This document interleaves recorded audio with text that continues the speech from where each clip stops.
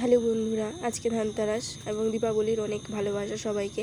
তো আমি আজকে একটা লং ভিডিও শেয়ার করছি, যেটা হচ্ছে দেখো আমার বাইরেটা ভাঙাচোরা হলে কী হবে, ভেতরটা আমি স্বর্গের মতো পরিষ্কার রাখি। তো যাই হোক, আমি ফটাফট করে যেহেতু আজকে ধানতেরাস, তো তার জন্য কালকে আমি ঘর দুয়ার সমস্ত কিছু ঝেড়ে নিয়েছিলাম। তো ঝেড়ে নেওয়ার পরে বারান্দা ঠারান্দা ঘর সমস্তটা ঝেড়ে নিয়ে ভালো করে ক্লিন করে পরিষ্কার করে নিয়েছিলাম। তারপর ঝাঁট দিয়ে নিলাম, ঝাঁট দিয়ে ঘর বারান্দা পরিষ্কার করে নিলাম। যেহেতু আমার মা একটু ক্যামেরাটা ধরে দিচ্ছিল, তো তার জন্য একটু প্রবলেম হচ্ছিল। তো তোমরা এটাকে একটু মার্জনা করে নিও। আমি গিয়ে আবার বারবার করে বলছিলাম যে এরম করে ধরো। সেলফি স্টিক দিয়ে আমি নিজে করলে একটু সমস্যা হয়, কেউ ধরে দিলে বেশি সুবিধা হয়। তো যাই হোক, তারপরে সমস্ত ঘর বারান্দা ঝাঁট দিয়ে আমাদের পাশে এসেছিলো হচ্ছে এই র্যাকের আলা, মানে হচ্ছে ফেরিওয়ালা এসেছিলো, তাদের থেকে আমি 3 থাকের একটা র্যাক নিলাম। কারণ হচ্ছে এখানে সমস্ত ঠাকুরের জিনিসপত্র, আর তার মধ্যে নিয়েছিলাম একটা বাসন রাখার গামলা, আর একটা হচ্ছে কড়াই নিয়েছিলাম। তো ওটার হচ্ছে সিলভারের, আর একটা পামোচা ছিল, আর একটা পিতাম্বরী পাউডার ছিল। পিতাম্বরী পাউডারটা দিয়ে হচ্ছে ভালো করে, যে পিতলের জিনিসগুলো হয় না, ওই বাসন যদি মাজো না, বাসন পুরো চকচকা হয়ে যায়।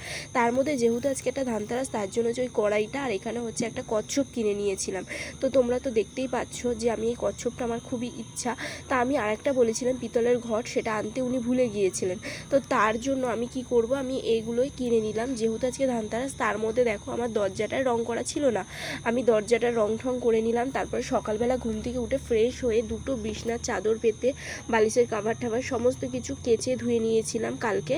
তো এগুলো হচ্ছে নতুন, পুরনোগুলো তুলে দেওয়া হয়েছে। তারপরে আমি কি করব, সকালবেলা সব কাজগুলো করে আমি যেহেতু ঘর মুছে বাইরেটা আসবো, না হলে আমি বাইরের কাজ কিছু করতে পারবো না। যেহেতু মাটি দিয়ে লেপা হয়, তো ওটা শুকাতে অনেকটা সময় লাগে।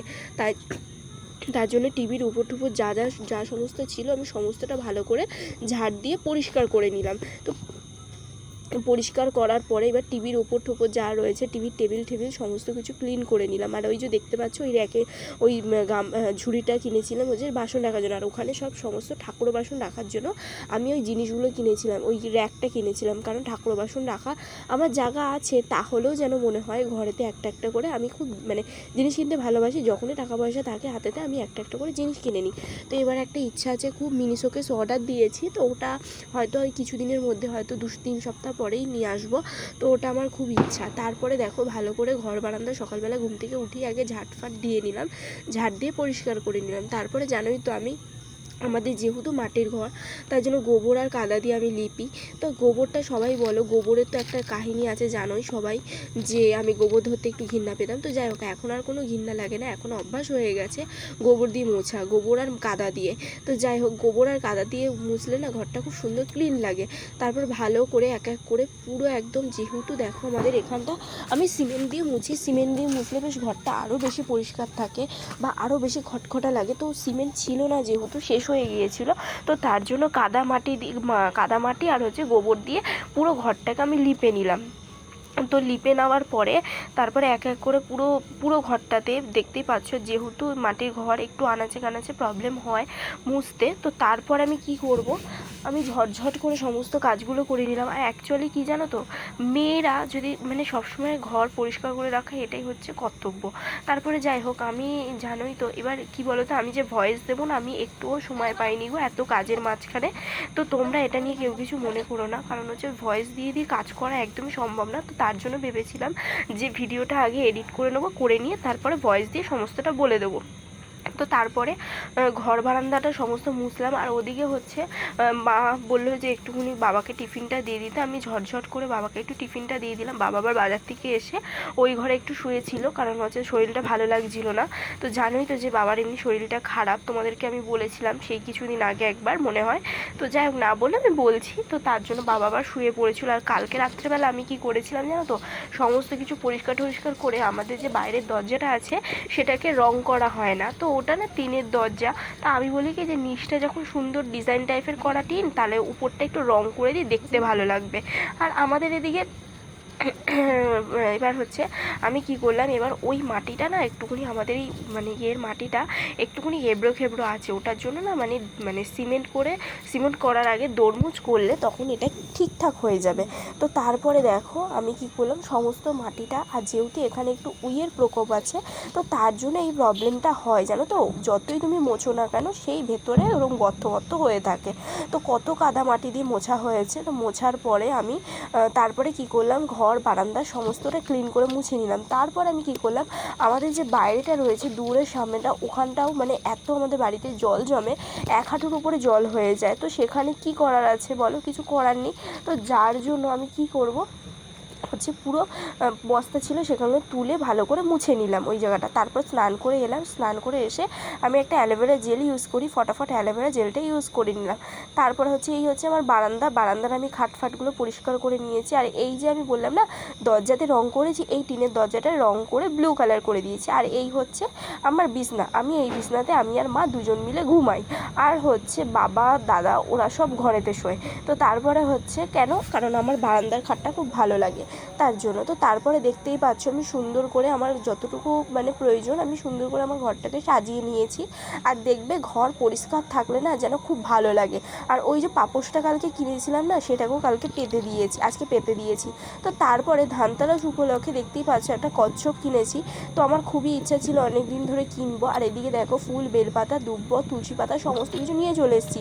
আর একটু পিতাম্বরী পাউডার দিয়ে কচ্ছপটাকে পরিষ্কার করে নিলাম। কেন দেখো, কারণ হচ্ছে আজকে ঘরটাকে পাতবো, তো এই কচ্ছপটাকে পাতবো, তো তার জন্য। তারপর ভালো করে স্নান করিয়ে নিলাম, দিয়ে তারপরে আবার ঘি, মধু এই সমস্ত দিয়ে আবার স্নান করাবো। ঠিক আছে, স্নান করিয়ে তারপর ভালো করে পরিষ্কার করে মুছে নেব। মুছে নেওয়ার পরে তারপরে নর্মালি কাপড় দিয়ে, শুকনো কাপড় দিয়ে সুন্দর করে গামছা দিয়ে মুছে নেবো। তো তারপরে এই যে দেখতে পাচ্ছ স্নান করিয়ে নিচ্ছি। আর তার মধ্যে একটু গঙ্গা জল দিয়েছি, গঙ্গা জল দিলে না শুদ্ধ হয়ে যায়, মানে কচ্ছপ নিয়ে এসে বলে শোধন করিয়ে নিতে ব্রাহ্মণ দিয়ে, কিন্তু বাই দ্য ওয়ে আজকে আমি যেই সময় পুজোর জন্য বসেছি সেই সময় শোধন করানো হয়নি। তো ব্রাহ্মণ এইগুলো দিয়ে আমাকে বলেছে তুমি বাড়িতে নিজেই শোধন করে নেবে। তারপরে দেখো আমি একটুখানি চন্দন বেটে নিয়েছিলাম, আর তার আগে একটু সিঁদুর পরিয়ে দিয়েছিলাম, কারণ সিঁদুর আর চন্দনটা দিতেই হয়।